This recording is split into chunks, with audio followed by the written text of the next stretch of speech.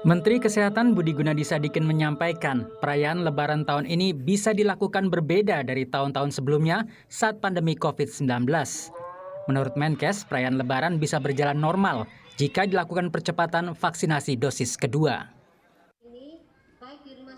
Kalau bisa Bapak Ibu sebelum Lebaran, yaitu akhir April, kita sudah selesaikan suntik 2 dosis 70% dari populasi. Sehingga mudah-mudahan kali ini kalau hasilnya baik, Pak Menko mengizinkan, ya Lebaran kali ini kita bisa hadapi dengan berbeda dibandingkan Lebaran-Lebaran sebelumnya. Dengan kondisi bahwa harus dilakukan percepatan vaksinasi dosis kedua. Pernyataan dari Menkes ini seiring dengan rencana pemerintah yang sedang mempersiapkan langkah untuk menuju masa transisi dari kondisi pandemi menjadi endemi COVID-19. Menko Bidang Kemaritiman dan Investasi Luhut Binsar Panjaitan menyebut, transisi ini akan dilakukan secara bertahap dan mengedepankan kehati-hatian.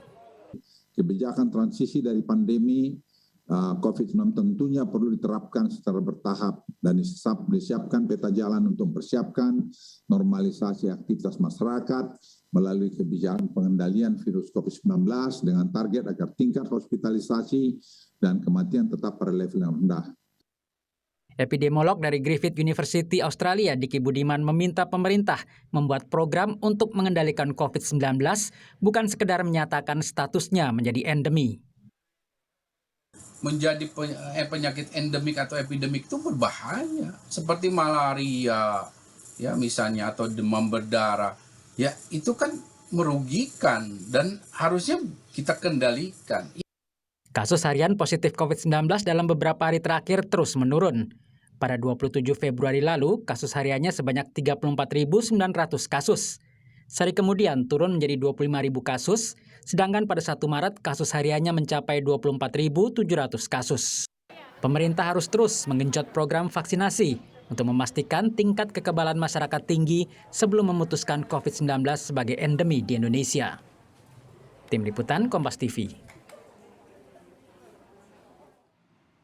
Saudara Menteri Kesehatan Budi Gunadi Sadikin mengungkap adanya kemungkinan perayaan Idul Fitri tahun ini berbeda dari tahun lalu saat pandemi merebak. Pemerintah juga sedang menyiapkan peta jalan untuk transisi dari pandemi ke endemi COVID-19. Apa saja yang harus disiapkan pemerintah? Kita akan bahas bersama dengan juru bicara vaksinasi COVID-19 dari Kementerian Kesehatan, Ibu Siti Nadia Tarmizi. Kita juga akan sapa epidemiolog dari Griffith University Australia, Pak Diki Budiman. Selamat malam Pak Diki, kita juga sambil menunggu Bu Nadia terhubung. Pak Diki sehat?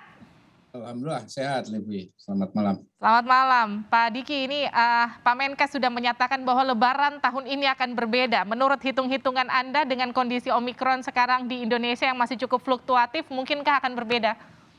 Memang akan berbeda, jauh lebih, ya bukan aman ya, karena pasti ada risiko itu tetap, tapi jauh lebih aman dibanding 2 tahun atau tahun 2020-2021. Karena apa? Karena modal imunitasnya sudah jauh lebih besar. Kemudian juga kita tahu bahwa ini saat mau puasa dan juga Lebaran itu sudah lewat gelombang 3, dan dari pengalaman 2 gelombang sebelumnya, jeda antar gelombang itu rata-rata 6 bulan.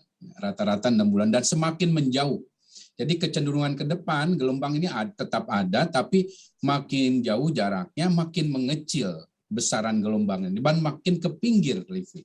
Makin ke pinggir. Kemana? Ke daerah yang masih belum memadai cakupan imunisasinya atau vaksinasinya. Nah, ini yang harus diwaspadai oleh terutama di luar Jawa. Nah, tentu ya harapan saya kabar baik ini jangan jadi membuat masyarakat menjadi lepas kendali ya, karena ini tetap kita harus menyadari bahwa pandemi belum berakhir, kita harus tetap menerapkan protokol kesehatan karena tetap akan ada potensi korban itu walaupun belum menjadi satu gelombang, yang namanya orang terinfeksi akan tetap ada dalam walaupun itu bukan dalam bentuk gelombang, dan ini bisa menimpa orang-orang yang berisiko tinggi itu. Dan inilah sebabnya saya sangat mendukung betul, dan tentu kita harus mendukung capaian 70% yang 2 dosis itu harus benar-benar dikejar. Plus ada plusnya soalnya, yaitu orang yang berisiko yang 3 dosis ini yang kita masih berupaya yang masih di bawah 5% harus dikejar. Setidaknya kalau mau aman tuh sebetulnya 70-50. 72 dosis, 50% 3 dosis yang pada kelompok berisiko. Itu akan jauh lebih tenang buat kita semua. Oke, Tentu jadi dengan protokol. baik, hitungannya 70 dosis kedua, 50 dosis booster. Itu kalau mau Ya. aman. Ya. Paling nggak kita bisa mudik lah ya nanti Lebaran. Saya mau konfirmasi ke Bu Nadia. Bu Nadia, jadi kalau tadi Pak Diki udah bilang 70 dosis kedua, 50 dosis booster, sekarang nih realisasinya kita udah sampai berapa persen sih Bu Nadia? Ya, jadi kalau kita lihat capaian vaksinasi kita ya, untuk dosis pertama itu sudah 91% ya, atau 91,7% Oke. atau 190 juta. Nah, kalau dosis kedua tadi yang Pak Diki sampaikan minimal 70%, insya Allah kita dikit lagi nih karena sudah 69%, jadi tinggal 1% sebentar lagi ya? Ya, jadi Oke. sudah 145 juta. Nah, tapi kalau booster ini yang memang harus menjadi PR karena booster kita dosis ketiga kita itu angkanya baru 5% atau Baik. 10 juta. Jadi kalau harus mengejar 50% ya ini harus betul-betul dipercepat untuk vaksinasi boosternya. Oke, Bu Nadia, kalau tadi Bu Nadia bilang 69% sekian, Pak Menkes bilang kalau 70% boleh mudik dong kita nanti Bu Nadia. Ya, ini kembali lagi tergantung kita ya, artinya bagaimana kita mengendalikan laju penularan saat ini.